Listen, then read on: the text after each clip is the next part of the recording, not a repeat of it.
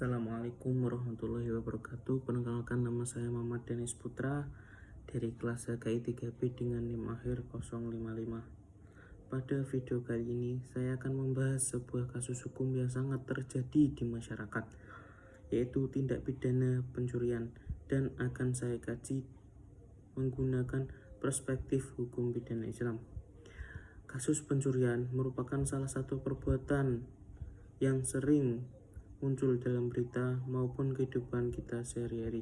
Contohnya kasus pencurian sepeda motor yang dilakukan oleh remaja yang berusia 19 tahun di sebuah perumahan. Pelaku mengambil motor yang sedang diparkir tanpa izin pemiliknya, lalu berusaha melarikan diri, dan namun akhirnya berhasil ditangkap oleh warga dan diserahkan kepada pihak kepolisian.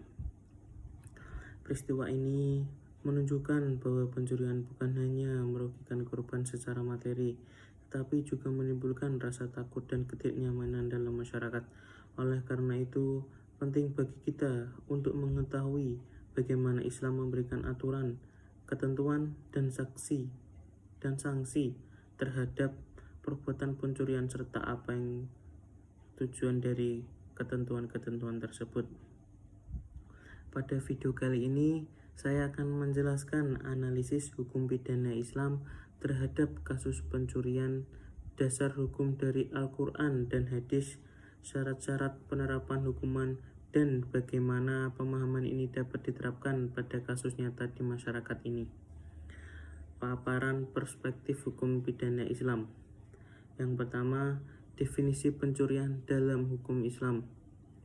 Dalam hukum pidana Islam, pencurian dikenal dengan istilah syariqah, yaitu mengambil harta milik orang lain secara sembunyi-sembunyi tanpa izin pemiliknya. Para ulama menjelaskan bahwa pencurian adalah mengambil harta orang lain yang berada dalam perlindungan secara sembunyi-sembunyi tanpa hak. Pada hukum Al-Quran dan hadis, Allah Subhanahu wa Ta'ala berfirman dalam surat Al-Maidah ayat 38 yang memiliki arti laki-laki yang mencuri dan perempuan yang mencuri, potonglah lengan keduanya sebagai pembalasan bagi apa yang mereka lakukan.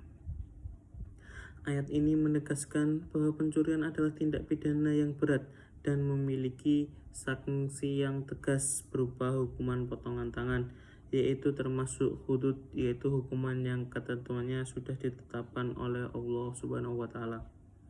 Selain itu, Rasulullah SAW bersabda, tidak akan dipotong tangan pencuri kecuali pada pencurian 1/4 dinar atau lebih. Hadis riwayat Imam Bukhari dan Imam Muslim. Hadis ini menegaskan adanya nisab, yaitu jumlah minimal nilai harta yang dicuri agar hukuman hudud dapat diterapkan. Itu syarat-syarat dikenakannya hukuman hudud. Hukuman potongan tangan tidak otomatis diterapkan pada semua pencurian. Ada beberapa syarat yang harus dipenuhi. Yang pertama, harta yang dicuri harus mencapai nisab, yaitu secara kurang lebih 1,6 gram emas. Yang kedua, harta berada dalam tempat penyimpanan yang aman. Yang ketiga, pencurian dilakukan secara sembunyi-sembunyi, bukan perampokan. Yang keempat, pelaku berakal balik dan sadar bahwa perbuatannya haram. Yang kelima, adanya bukti yang kuat seperti pengakuan atau dua orang saksi yang adil. Tidak ada unsur paksaan kebutuhan darurat yang sangat mendesak. Jika syarat-syarat ini tidak dipenuhi, maka hukuman hudud tidak diterapkan. Sebagai gantinya, pelaku dikenakan takzir, yaitu hukuman yang ditetapkan oleh hakim atau pemerintah sesuai kemaslahatan. Analisis kasus pencurian motor. Dalam contoh kasus pencurian motor, nilai motor jauh di atas nisab sehingga memenuhi syarat nilai. Motor berada di garasi atau halaman rumah yang dianggap tempat penyimpanan yang aman. Yang ketiga, pelaku mengambil motor secara sembunyi-sembunyi. Dan yang keempat, pelaku adalah remaja berumur 19 tahun sehingga sudah balik dan memahami bahwa mencuri adalah tindakan yang salah. Namun dalam konteks negara Indonesia, hukuman hudud tidak diterapkan secara formal karena sistem hukum nasional menggunakan KUHP. Maka dari perspektif hukum pidana Islam, secara syariat pelaku berpotensi dikenakan hukuman hudud, dan secara praktik negara pelaku dikenakan hukuman takzir, misalnya dipenjara, didenda, atau pembinaan.